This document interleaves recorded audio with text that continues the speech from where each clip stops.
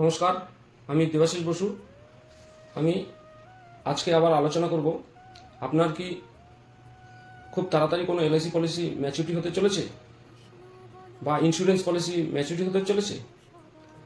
আপনার যদি আগামী 6 মাস, 1 বছর, 2 বছরের মধ্যে কোনো এলআইসির পলিসি ম্যাচুরিটির পথে হয়ে থাকে, তাহলে এলআইসিতে ম্যাচুরিটির জন্য এখন আর সার্টিফিকেট জমা দিয়ে ফর্ম ফিল আপ করে সেই জিনিসটা লাগে না। যদি একটা কাজ করতে পারেন, সেটা হলো আপনার ম্যাচুরিটির আগেই আপনার পলিসিতে যদি আপনি নেফট করিয়ে নিতে পারেন, তাহলে আপনার পলিসিতে ম্যাচুরিটি ফর্ম লাগবে না।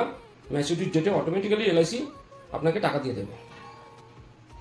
এটার জন্য আপনার কি করণীয়?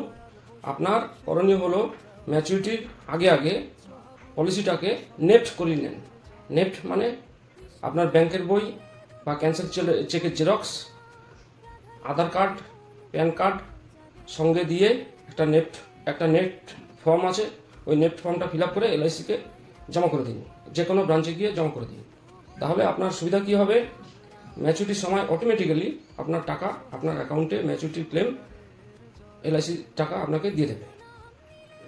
লিখুন নেফট, তাহলে আমার থেকে আপনি পিডিএফ আকারে এলআইসির নেফট ফর্ম পেয়ে যাবেন। আজকে এই পর্যন্তই।